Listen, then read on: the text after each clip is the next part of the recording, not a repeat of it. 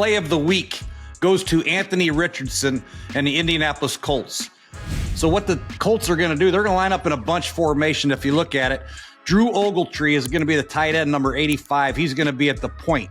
Michael Pittman Jr. is going to be outside of him, number 11. He's 6'4", 223 pounds. Ogletree stands at 6'6", 270 pounds.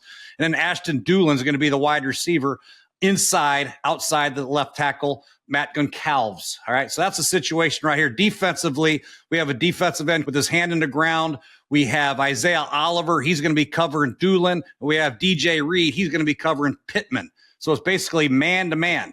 Now, as we let the play go, Ogletree's going to crack Clemens. That is going to take Doolin. He's going to be pulling for the first force. Michael Pittman's going to be cracking down on Jalen Mills. And now Goncalves is going to be pulling for the alley, and he's going to end up picking up Isaiah Oliver. And then we're going to leave 6'4", 240-pound Richardson to run over DJ Reed in the end zone. Perfectly executed, and a great job of Anthony Richardson lowering his shoulder, running into the end zone, but execution is perfect. The pin is critical by Ogletree. The pin, and here comes the pullers, and then there goes the alley player for an easy walk-in touchdown. Now, what I don't understand is what the Jets are doing on defense. They're walking up their linebacker Sherwood right over Quentin Nelson. That's an easy reach block for Quentin Nelson, so he's going to be eliminated. All right, now Quincy Williams, which befuddles me, he goes out in motion with Jonathan Taylor instead of Chuck Clark. I would have loved to see Chuck Clark go with Taylor and leave my all-pro linebacker in the box so he can track down Anthony Richardson, but they switch it for some reason. Chuck Clark, he's lined up in no man's land. I don't even know where he's going, and he's out of the play by alignment. And now we get the pin, we get the pull, and here's DJ Reed. He's the extra player. He's got no chance. He's 5'10", 180 pounds, and Anthony Richardson just runs him over. So great play design and a great job of winning the game by the Colts, and a hell of a job by Anthony Richardson coming back after 2 games of being benched. Now let's flip it over to the Ravens against the Steelers. We're going to have a similar concept, except this is going to be a 2-man surface, not a 3-man surface. Isaiah Likely is going to be the point man. Nelson Aguilar is going to be outside of him.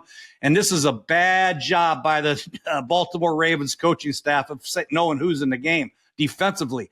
Now, the Jets had nickel personnel in. The Steelers have base personnel. Freeze it right here. We have outside linebacker Nick Herberg. He's going to number 51, standing up outside the point. Now, Isaiah Likely, typically, we want to crack the end man line on the line of scrimmage, but we can't do that because Herberg is lined up outside of him. Now we have to crack with Nelson Aguilar, who's 5'11", 195 pounds on a 6'4", 250-pound body. That is no bueno, no good. That can't happen. We have to get out of this play, get out of it. It's no good. It's not going to work just by alignment and by personnel.